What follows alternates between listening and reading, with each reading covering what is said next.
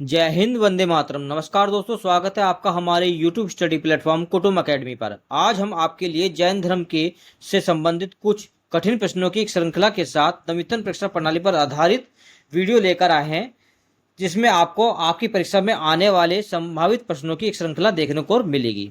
चलिए शुरू करते हैं आज की वीडियो। प्रश्न नंबर 1, जैन धर्म के विभाजन का मुख्य कारण क्या था? ऑप्शन ए, महावीर स्वामी की मृत्यु। ऑप्शन बी, बौद्ध धर्म का अधिक प्रसार। ऑप्शन सी, जैन भिक्षुओं में मतभेद।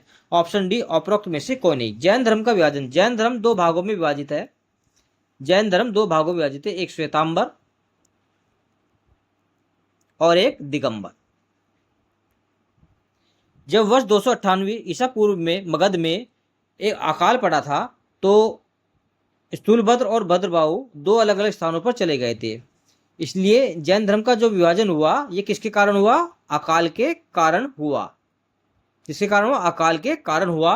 श्वेतांबर जो संप्रदाय की स्थापना की थी, ये स्थूलभद्र के द्वारा की गई थी, स्थूलभद्र के द्वारा की गई थी, जबकि दिगंबर की स्थापना भद्रबाहु के द्वारा की गई थी। इसलिए आपका राइट आंसर होगा ऑप्शन डी, उपरोक्त में से कोई नहीं। जैन धर्म के विभाजन का मुख्य कारण निम्न में से कोई नहीं है, बल्कि इसका मुख्य कारण अकाल है।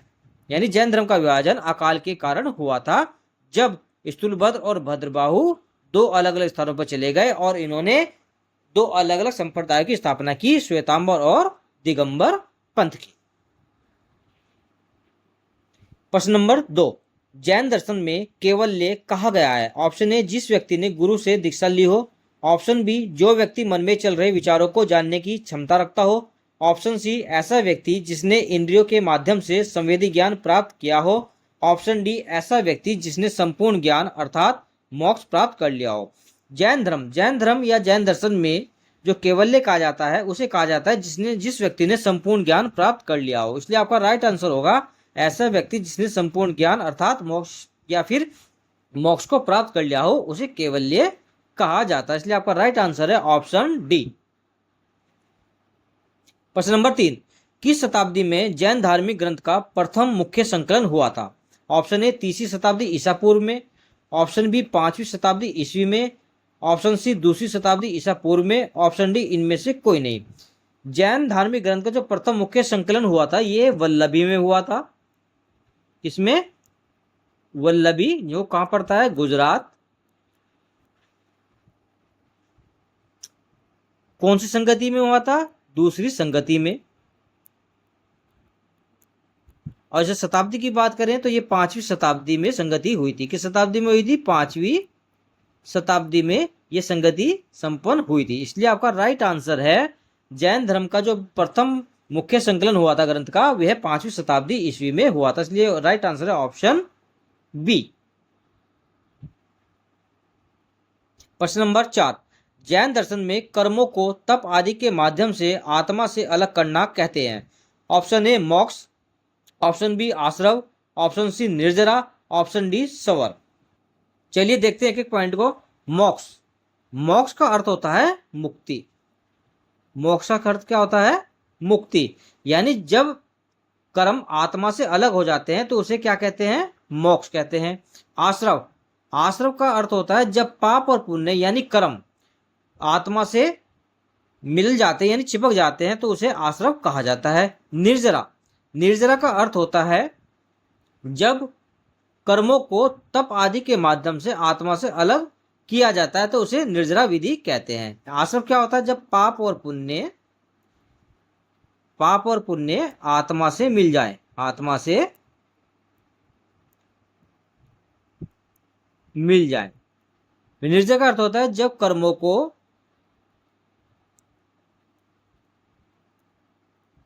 तप के द्वारा आत्मा से अलग किया जाए, आत्मा से अलग किया जाए। सवर, सवर का अर्थ ये होता है जब नए कर्म आत्मा की ओर आए, तो उनका जो मार्ग है वो अवरुद्ध हो जाए। क्या? मार्ग अवरुद्ध हो जाता है, मार्ग अवरुद्ध हो जाता है। इसलिए आपका राइट आंसर होगा, इसने पूछा कि जैन दर्शन में कर्मों को तप आदि के माध्यम से आत्मा से अलग करना कहते हैं, तो उसे कहते हैं निर्जरा। राइट आंसर है ऑप्शन सी। प्रश्न नंबर 5, महावीर स्वामी का जन्म कब हुआ था? 560 ईसा पूर्व, 580 ईसा पूर्व, 540 ईसा पूर्व या फिर 468 ईसा पूर्व। महावीर स्वामी का जन्म, महावीर स्वामी का जन्म 540 ईसा पूर्व, 540 ईसा पूर्व हुआ था। कहाँ हुआ था? वैशाली में। वैशाली के किस गांव में हुआ था? कुंडा ग्राम में, कुंडा ग्राम में। यदि इनके पिता की बात करें तो इनके पिता का क्या नाम था? सिद्धार्थ। यदि महावीर स्वामी की माता जी का नाम के बात करें तो इनकी माता का नाम क्या था? तिरसला। यानी महावीर स्वामी का जन्म 540 ईसा पूर्व वैशाली के कुंडा ग्राम में हुआ था और इनके पिता का नाम सिद्धार्थ और माता का नाम तिरसला था।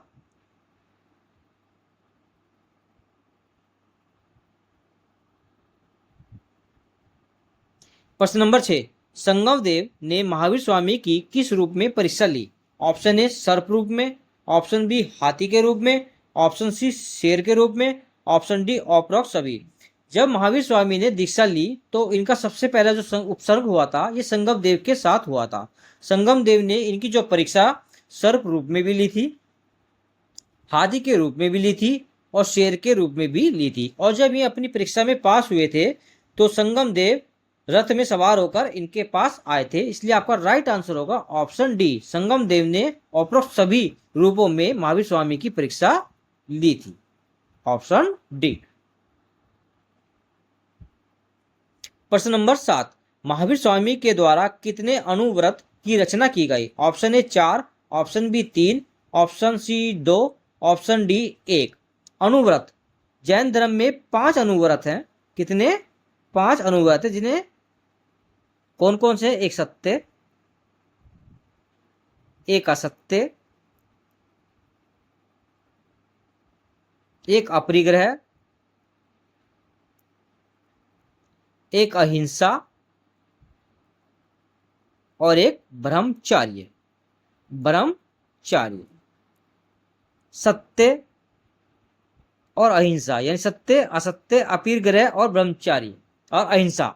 इसकी रचना पार्श्वनाथ के द्वारा की गई थी। किसके द्वारा की गई थी? पार्श्वनाथ के द्वारा की गई थी। जबकि ब्रह्मचार्य की जो रचना है ये महावीर स्वामी के द्वारा की गई थी। महावीर स्वामी के द्वारा की गई थी, यानी महावीर स्वामी ने एक अनुव्रत की रचना की थी जिसका नाम ब्रह्मचार्य था। इसलिए आपका राइट आंसर होगा ऑप्शन डी, महावीर स्वामी के द्वारा एक अनुव्रत की रचना की गई।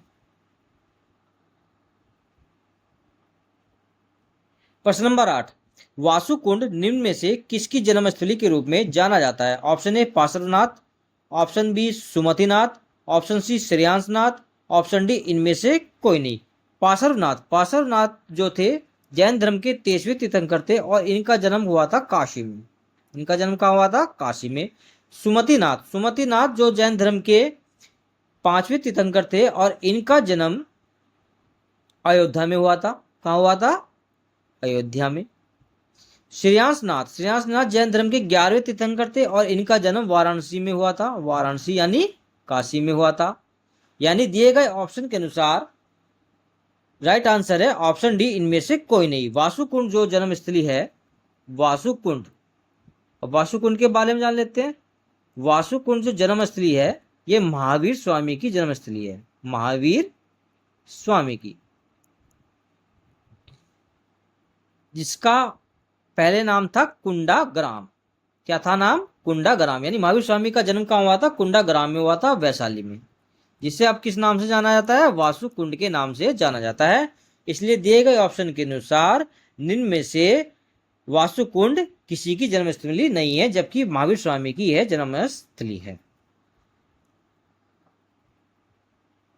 प्रश्न नंबर 9, किस संप्रदाय के अनुसार महावीर स्वामी अविवाहित थे? श्वेतांबर संप्रदाय के अनुसार, स्थानक वासी संप्रदाय के अनुसार, आजीवक संप्रदाय के अनुसार या फिर दिगंबर संप्रदाय के अनुसार। जैन धर्म में एक ग्रंथ है जीववाणी ग्रंथ। जीववाणी ग्रंथ, जो किस संप्रदाय का है? यह दिगंबर संप्रदाय का है, दिगंबर संप्रदाय का। दिगंबर संप्रदाय के जीववाणी ग्रंथ के अनुसार ही महावीर स्वामी जो थे, महावीर स्वामी अविवाहित थे, अविवाहित थे। इसलिए आपका राइट आंसर होगा ऑप्शन डी, दिगंबर संप्रदाय के अनुसार महावीर स्वामी अविवाहित थे।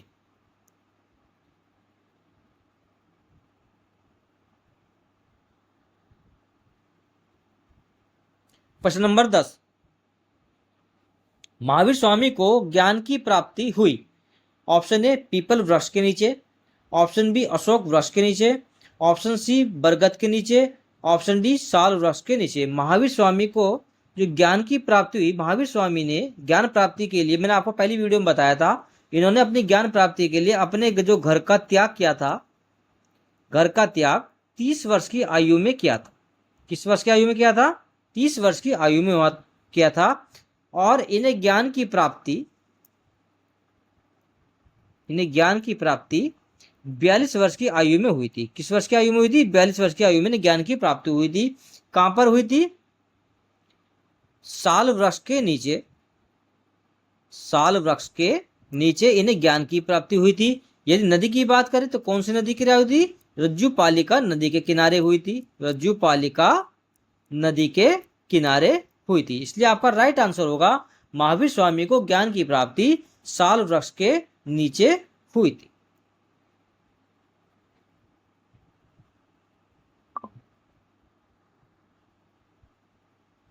प्रश्न नंबर 11, जीनवाणी ग्रंथ मुख्य रूप से विभाजित है। ऑप्शन ए 4 में, ऑप्शन बी 2 में, ऑप्शन सी 3 में, ऑप्शन डी 5 में। अभी मैंने आपको बताया जो जीनवाणी ग्रंथ है ये जैन धर्म के दिगंबर संप्रदाय से संबंधित है। किस संप्रदाय से संबंधित है? दिगंबर संप्रदाय से संबंधित है। और यह प्रथमा नियोग,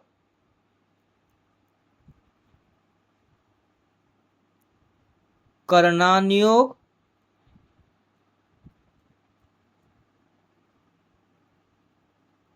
चरणानियोग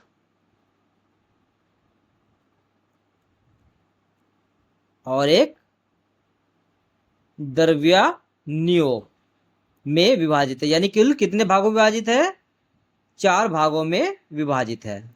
इसलिए आपका राइट आंसर होगा ऑप्शन ए, जीनवाणी ग्रंथ जो है 4 भागों में विभाजित है। प्रश्न नंबर 12, ज्ञान प्राप्ति से पहले भगवान महावीर का नाम क्या था? Option A Rahul, option B Prabhas, option C Vardhaman, option D Rakesh. Mahavir Swami का ज्ञान प्राप्ति से जो पहले नाम था ये वर्धमान था। इसलिए आपका राइट आंसर होगा ऑप्शन सी, महावीर स्वामी का वास्तविक नाम वर्धमान। प्रश्न नंबर 13, निम्न में से कौन सा कथन गलत है? ऑप्शन ए महावीर स्वामी की माता वैशाली के शासक चेटक की पुत्री थी। ऑप्शन बी जैन संघ विश्व का सबसे प्राचीन धार्मिक संप्रदाय है। ऑप्शन सी महावीर स्वामी ने जैन संघ की स्थापना की थी। ऑप्शन डी महावीर स्वामी की मृत्यु के बाद जैन संघ का अध्यक्ष इंद्रभूति बना। चलिए देखते हैं एक एक पॉइंट को। पॉइंट ए कहता है महावीर स्वामी की माता वैशाली की शासक चेटक की पुत्री थी। बिल्कुल ठीक है। महावीर स्वामी की जो माता का नाम था वो त्रिशला था और वे वैशाली के शासक जो थे चेटक उनकी पुत्री थी। ये प्रश्न बिल्कुल ठीक है। ऑप्शन बी जैन संघ विश्व का सबसे प्राचीन धार्मिक संप्रदाय, बिल्कुल ठीक है। जो जैन संघ है विश्व का सबसे प्राचीन धार्मिक संप्रदाय माना जाता है। ऑप्शन सी महावीर स्वामी ने जैन संघ की स्थापना की थी, बिल्कुल ठीक है। महावीर स्वामी ने जैन संघ की स्थापना की थी। ऑप्शन डी महावीर स्वामी की मृत्यु के बाद जैन संघ का अध्यक्ष इंद्रभूति बना था। ये आपका गलत है। इंद्रभूति, जैन महावीर स्वामी की जब मृत्यु हुई तो उसके बाद जो जैन संघ का अध्यक्ष बना था उसका नाम था सुधर्मा, सुधर्मा, जो कि महावीर स्वामी के 5वें शिष्य थे यानी गणधर थे। इसलिए आपका राइट आंसर होगा दिए गए क्वेश्चन के अनुसार निम्न में से कौन सा गलत है? तो ऑप्शन डी आपका गलत है। इसलिए आपका राइट आंसर होगा ऑप्शन डी। प्रश्न नंबर 14, आजीवक संप्रदाय के संस्थापक थे। Option A Lavaji, option B Sthulabhadra, option C Sudharma, option D Makkhali Goshal. Lavaji, Lavaji के द्वारा स्थानक वासी की स्थापना की गई थी। स्थानक वासी संप्रदाय की इन्होंने स्थापना की थी। स्थूलभद्र, स्थूलभद्र ने श्वेतांबर संप्रदाय की स्थापना की थी। श्वेतांबर संप्रदाय। सुधर्मा, सुधर्मा जो थे ये महावीर स्वामी के गणधर थे यानी शिष्य थे और ये जैन संघ के अध्यक्ष बने थे महावीर स्वामी के मृत्यु के बाद। अभी मैंने आपको बताया जैन संघ के अध्यक्ष बने। मक्खली गौशाल, मक्खली गौशाल के द्वारा ही आजीवक संप्रदाय की स्थापना की गई थी जो कि महावीर स्वामी के शिष्य भी थे। राइट आंसर है ऑप्शन डी, आजीविक संप्रदाय की स्थापना मक्खली गौशाल के द्वारा की गई थी। प्रश्न नंबर 15, महावीर स्वामी को दीक्षा के पश्चात सर्वप्रथम आहार किसने दिया? ऑप्शन ए सुजाता ने, ऑप्शन बी वसुमती ने, ऑप्शन सी रागनी ने, ऑप्शन डी श्रुति ने। महावीर स्वामी को दीक्षा के पश्चात सर्वप्रथम आहार किसने दिया? जब महावीर स्वामी ने दीक्षा ली, जब उन्होंने उपवास तोड़ा, तो उनको जो सर्वप्रथम आहार दिया गया था ये वसुमती के द्वारा दिया गया था। वसुमती, वसुमती चंपा के शासक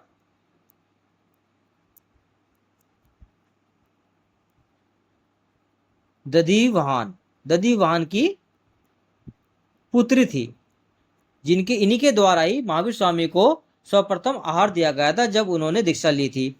और वसुमती ही महावीर स्वामी की पहली महिला शिष्य भी थी, जो जिनका नाम बाद में चंदन बाला के नाम से पड़ा। क्या नाम पड़ा इनका? चंदन बाला।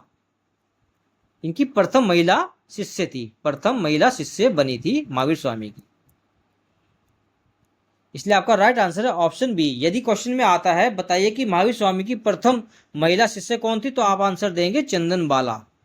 चंदन बाला जो प्रथम की शिष्य थी। यदि क्वेश्चन पूछे कि चंदन बाला का वास्तविक नाम क्या था, जब आप आंसर देंगे वसुमती। इसलिए आपके दिए गए ऑप्शन के अनुसार आपका राइट आंसर है ऑप्शन बी। प्रश्न नंबर 16, महावीर स्वामी की मृत्यु हुई। ऑप्शन ए वैशाली में, ऑप्शन बी पावापुरी में, ऑप्शन सी श्रवणबेल गोला में, ऑप्शन डी श्रावस्ती में। महावीर स्वामी की मृत्यु, महावीर स्वामी की जो मृत्यु हुई थी ये 468 ईसा पूर्व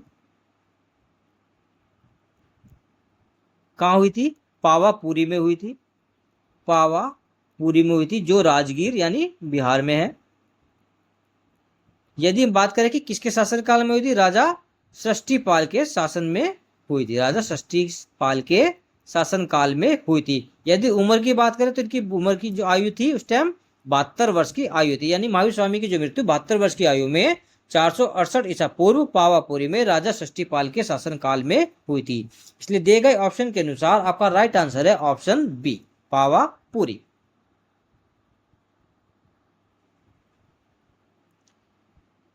प्रश्न नंबर 17, स्थानकवासी संप्रदाय की स्थापना हुई। Option A Mathura, option B Samastipur, option C Surat, option D Pune. अभी मैंने आपको पहले क्वेश्चन में बताया स्थानकवासी संप्रदाय की स्थापना लावाजी के द्वारा की गई थी। एक व्यापारी थे और जो स्थानकवासी संप्रदाय है ये जैन मत का संबंधित है। किससे संबंधित है? जैन मत से संबंधित है।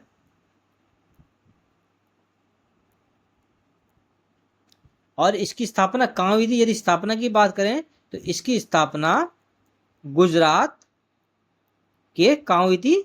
सूरत में हुई थी।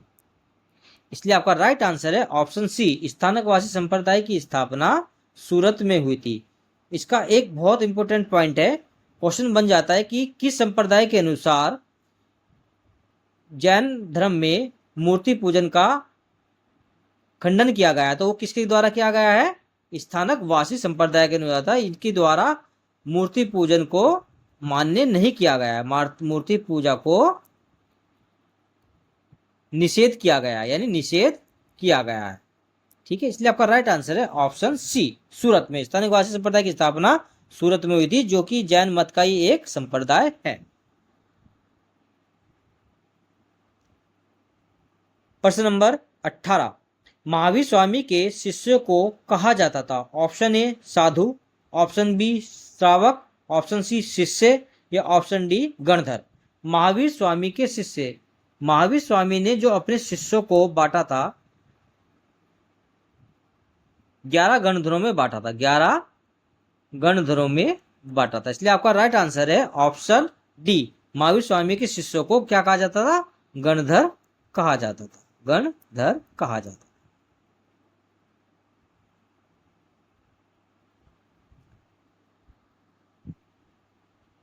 प्रश्न नंबर बी 19 भगवान महावीर स्वामी के निम्न कथनों पर विचार करें। ऑप्शन ए इनके पिता का नाम सिद्धार्थ था जो पार्श्वनाथ के शिष्य थे। ऑप्शन बी भगवान महावीर को रज्जुपालिका नदी के किनारे ज्ञान की प्राप्ति चैत्र शुक्ल त्रयोदशी को हुई। ऑप्शन सी महावीर स्वामी के उपदेश 12 भागों में प्राकृत भाषा में संकलित हैं जिन्हें अंग कहा गया। महावीर स्वामी को निर्वाण की प्राप्ति 80 वर्ष की आयु में हुई थी। चलिए देखते हैं एक एक पॉइंट को। पहला पॉइंट कहता है कि इनके पिता का नाम सिद्धार्थ था जो पार्श्वनाथ के शिष्य थे। बिल्कुल ठीक है, महावीर स्वामी के पिता का नाम सिद्धार्थ था जो पार्श्वनाथ के शिष्य थे। मैंने आपको अभी पहले बताया था।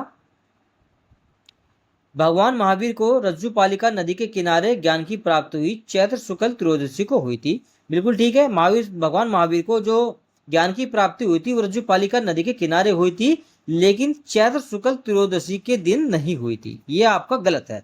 महावीर स्वामी को जो ज्ञान की प्राप्ति हुई थी ये वैशाख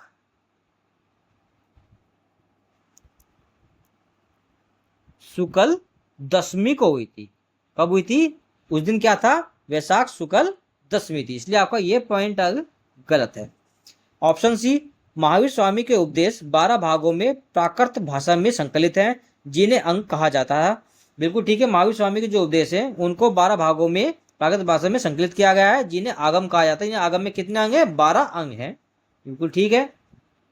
महावीर स्वामी को निर्वाण की प्राप्ति 80 वर्ष की आयु में हुई थी। अभी मैंने आपको बताया कि महावीर स्वामी की जो मृत्यु हुई थी वो 72 वर्ष की आयु में हुई थी, ना कि 80 वर्ष की आयु में हुई थी। इसलिए आपका पॉइंट गलत है।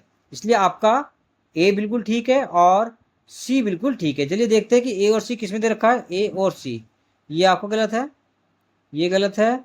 बी और डी सही है, ये तो गलत, और ए और सी गलत है, जबकि ए तो सही है हमारा। ए और सी सही है लेकिन बी और डी गलत है। बी और डी गलत है, ए और सी सही है। आपका बिल्कुल राइट आंसर होगा ऑप्शन 4 आपका बिल्कुल राइट आंसर होगा। आज का आखिरी प्रश्न, प्रश्न नंबर 20 निम्न का मिलान करें और सही कूट भरे। एक तो आप तीर्थंकर दे रखे हैं, एक तरफ उनकी जन्मस्थली दे रखी है। पद प्रभु, आदिनाथ, मल्लीनाथ और महावीर स्वामी। जन्मस्थल में दे रखा है मिथिलापुर, वैशाली, कौशाम्बी, अयोध्या। चलिए पहले महावीर स्वामी जी को देख लेते हैं। महावीर स्वामी का जन्म कहाँ हुआ था? वैशाली में, वैशाली के कुंडा ग्राम में हुआ था। इसलिए आपका ये इससे मैच करेगा, यानी डी का 2।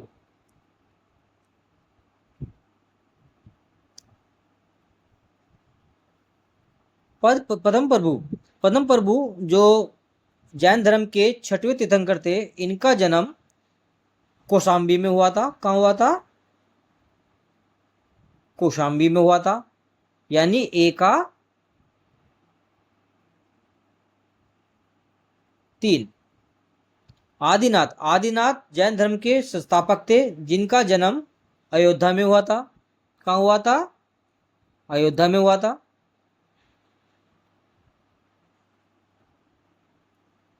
यानी बी का 4। और मल्लीनाथ का जन्म मिथिलापुर में हुआ था, जहां क्या बिहार में पड़ता है। सी का 1, यानी इसे सही तरह से लिख लेते हैं। ए का 3, बी का 4, सी का 1 और डी का 2। किसमें दे रखा है ये? ए का 4, ए का 4 नहीं है, गलत है। ए का 3 इसमें है, बी का 4, इसका बी का 1 है, ये गलत है। ए का 2 ये भी गलत है, ए का 3, बी का 4, सी का 1 और डी का 2। ये आपका बिल्कुल राइट आंसर होगा, ऑप्शन डी। ये थे आज के हमारे जैन धर्म से संबंधित कुछ कठिन प्रश्न जो कि आपके परीक्षा में आने के लिए संभावित हैं। चलिए, जब तक जय हिंद, जय भारत, वंदे मातरम, शुभ रात्रि। आपको हमारी आने वाली आगामी वीडियो का नोटिफिकेशन इस तरह ही मिलता रहेगा। अपने एग्जाम को क्रैक करने के लिए ज़्यादा से ज़्यादा हमारे चैनल को सब्सक्राइब करें, लाइक करें, ताकि हम अच्छे से अच्छे कंटेंट आप तक पहुंचा सकें जो कि आपकी सरकारी नौकरी पाने की इच्छा को पूरा कर सके। जब तक के लिए जय हिंद, जय भारत, वंदे मातरम।